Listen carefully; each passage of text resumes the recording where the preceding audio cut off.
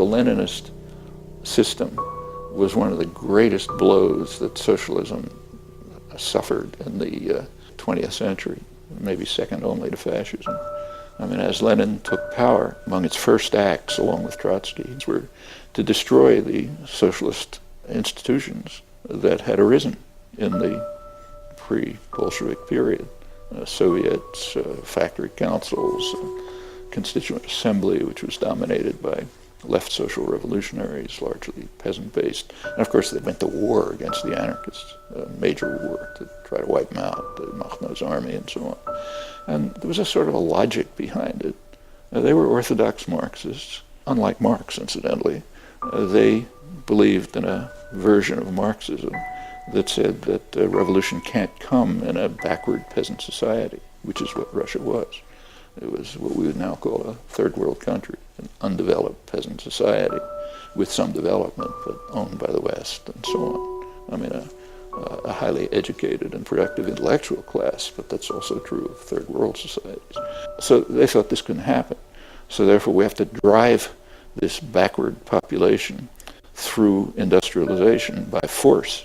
And then later on, by the iron laws of history and so on and so forth, will come to socialism. Of course, it's all nonsense, but so they essentially laid the basis for a totalitarian system with an ideological doctrine behind it. When the Soviet Union collapsed, I actually wrote an article saying this is a victory for socialism, small victory for socialism.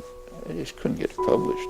Nobody knew what I was talking about. The world's two major propaganda systems, the West and the Soviet Union, they both determined to use the word socialism to refer to the totalitarian system of the Soviet Union. I mean, the West did it to discredit socialism. The Bolsheviks did it to try to gain, the credit associated with genuine socialism. Well, when the world's two propaganda systems agree, it's going to be very hard for people to extricate themselves from it.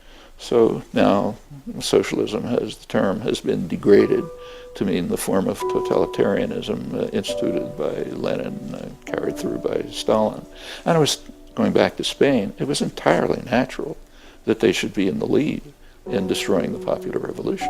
Bakunin, much earlier, had predicted all of this. He said that in the future, it'll be two forms. One form will be they'll take over the state and they'll create a red bureaucracy, which will be the most vile and brutal regime the world's ever seen. And there are others who will understand that they can't take over the state, so they have to serve concentrated private power and state power. And they'll be the technical intelligentsia who, implement the policies of the masters in what we now call liberal democracies, which is a very good prediction. It's one of the few predictions in the social sciences that actually came true, which is one of the reasons why nobody ever studies it. It's much too dangerous and too insightful.